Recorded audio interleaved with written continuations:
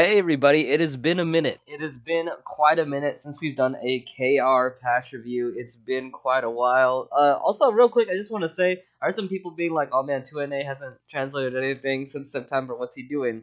Guys, it's not 2NA's fault. It also just hasn't done anything since September. Like, this September patch was like the Aether Sage buffs, where they gave her Ace in the Hole. Elsword just hasn't done anything. That's why he hasn't translated anything. It wasn't his fault. I was gonna make a video being like, when's Elsword gonna do something, and like my future predictions of what like the next dungeons will be. Will it be a new character? Things like that. No, I'm not making that video because they finally did something. It's a big balance patch.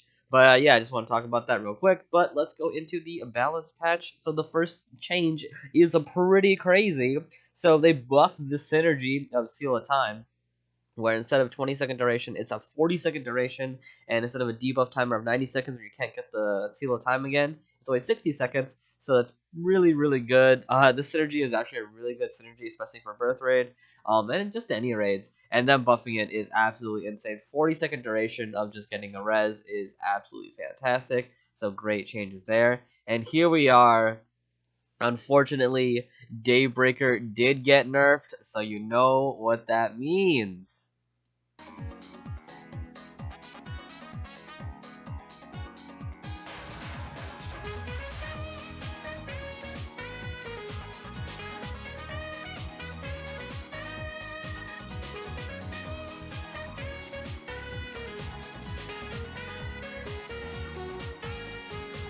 Alright, awesome.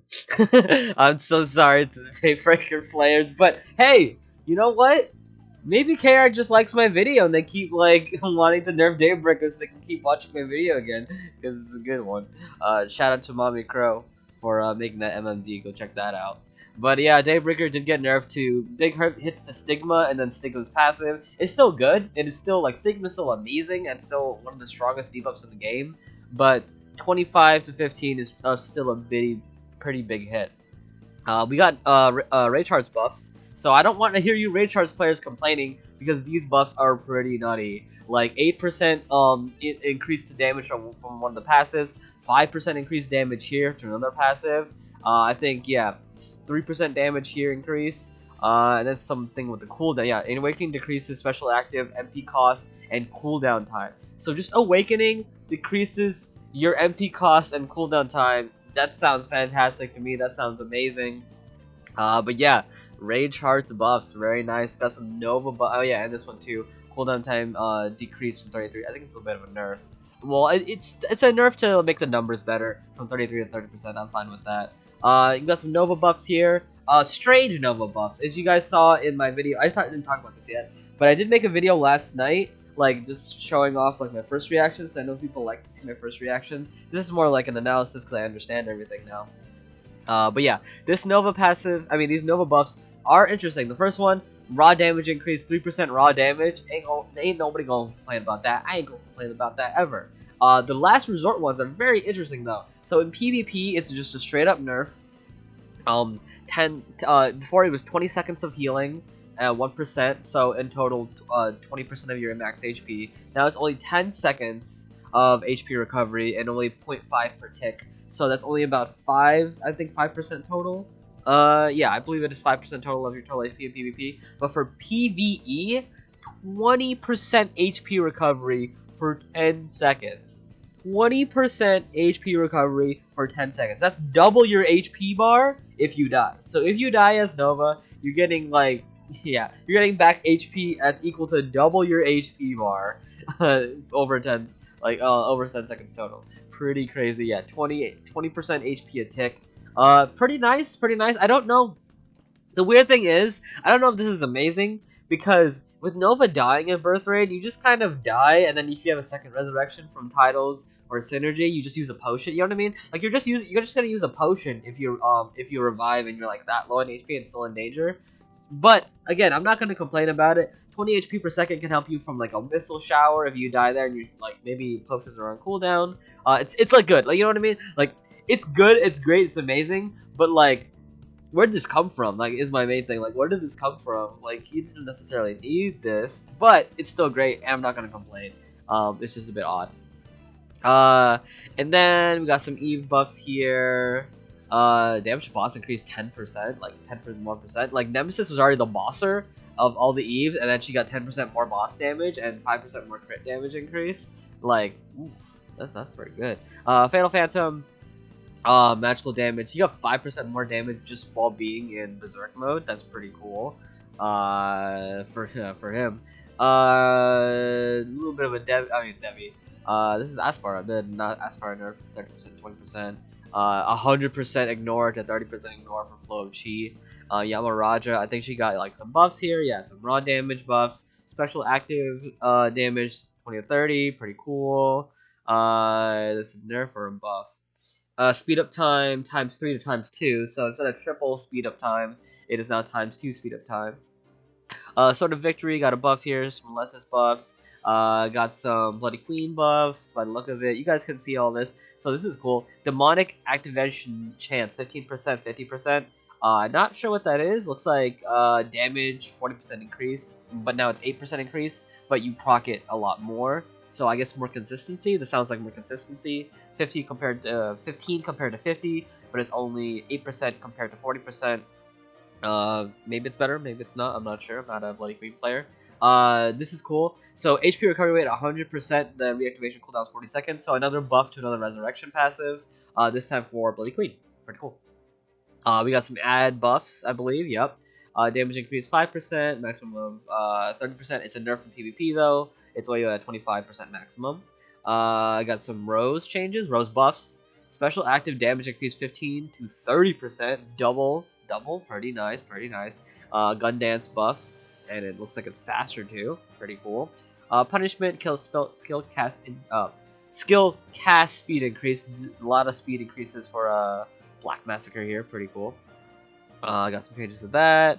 I'm mostly going through this pretty quickly. Hersher, looks like Hersher buffs, pretty cool. Labby's Z command rage decrease. Thank you. They did this before. And it was still crazy after that. Excuse me. But yeah, Labby Z command is huge. That range is gigantic. Like Labby Z commands are absolutely gigantic. So increasing them further, absolutely fantastic. And then sentimental points increase the range of her physical attacks, so that decreasing it again, absolutely fantastic here.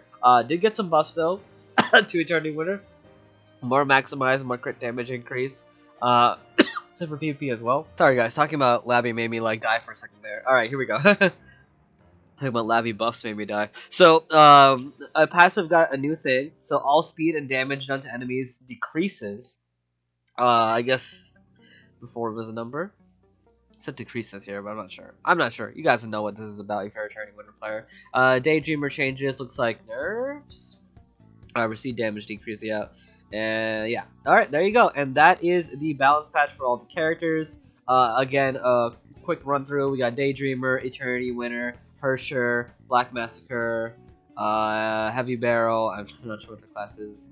Tempest Burster, I think. Doombringer, Bloody Queen, Grandmaster, Shakti, Aspara, Fatal Phantom, Code Ultimate, Nova Imperator, Rage Heart, Daybreaker, and Synergy System. And there we go. So the other fat change, super fat change, is Varnamir Raid. They are changing it to a 6-player raid. I'm not sure if this is a good idea or not. I'm really not sure. I kind of think it's a bad idea, to be honest with you. I understand people have frame lag and the game is lagging, and this seems like a bandage fix. A bandage fix to the fact that people are lagging in Rosso raids. And in my opinion, changing it from 6 to 8 is not a good idea, because you're losing out on, like, your whole party set, not your whole party set, but your party setup is going to change, where you're going to lose 2 people, and those 2 people could have been, like, a DPS that can't do DPS, or like more buffers, for example. You're losing out on that, and it really doesn't help the people who are DPS but can't do DPS, because then they have to make themselves more desirable, get more lucky. You know, it's going to make it a lot difficult for them. So I don't know if this is a good thing. Just in total, it all depends on how much easier the dungeon is going to be, because of course the difficulty is going to be adjusted because they're changing it from 8 to 6 players. So we're gonna see how easier it is. If it's a lot easier, then people are doing a lot more runs, then you know, then it's gonna be a lot easier for people just gonna do more runs in total. So you know, those people who are DPS and don't do DPS can get a lot more, like still get the same amount of runs because people are just running the dungeon more. Maybe again, it all depends how much easier they make it. But yeah, since you always have your essentials of DPS, healer, super armor, and freezer, whether the freezer is the healer, you know, that goes without saying. But you know, that's already 4 slots, and so you only have 2 more slots for tertiary buffers after that, and then the people who, again, are DPS class that don't do DPS, you know, still worried about them. Uh, so I'm not on the fence. I'm on the fence about this change. But as well, flame marks got changed. The exchange changed from 500 flame marks to 350 because you're going to be gaining less because there's less people in the party. So yeah, so if you are grinding Rosso and you get some flame marks, maybe consider saving them. Consider saving them until we get this change going through. Alright, and we got the big changes to the titles. So changing the requirement for a lot of these titles. It's not translated yet, and I understand why, because there's a lot of titles here. That's probably why they're not translated. But we do have the jank Google translations for a lot of these titles. So I'll go through the most important ones. So we got Reaper here from 800 runs to 50 runs. Pretty cool. Oh wait, it's a little bit. There we go. Sorry about that. So Reaper got changed from 850, so that means I automatically get Reaper because I already did, I think, like 200 runs. So pretty cool. Curse of Chaos. Oh, no. I keep calling it Curse of Chaos. It's Oath of Ruin. Oath of Ruin. This is a big one as well.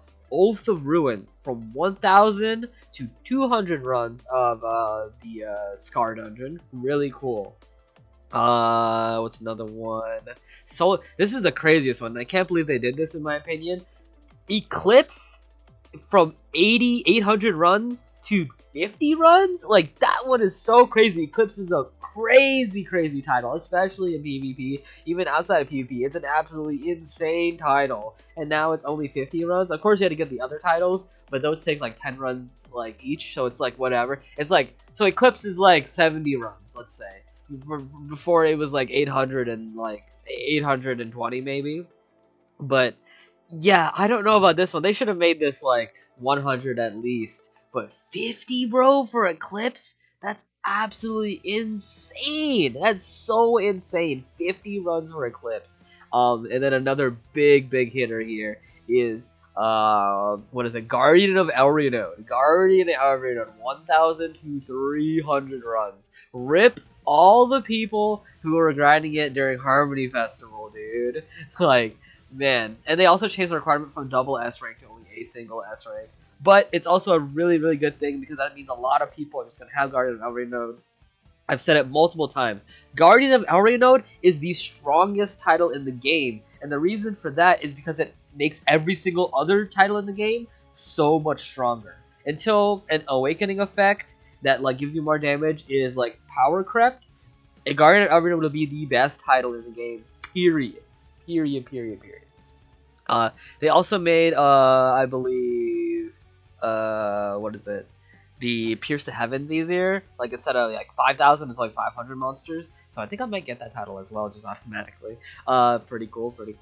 So this is the thing that doesn't make sense to me. So Fournier's Fruit got cut in half, meaning it's only 50 runs. But you're thinking like, oh, but what does it say 100?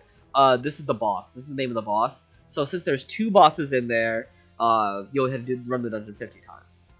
If that makes sense. But again, it doesn't make sense because it's only 50 runs for Fournier's Fruit, but you can just get the better version in an easier dungeon with what is it? With Eclipse. I lost Eclipse. You know where it is. Anyway, you can just get Eclipse and it's the easier dungeon, but for a better title. It doesn't make sense. Fournier should have been 25 or 50 monster kills. Fournier should have been 50 monster kills, but whatever. Yeah.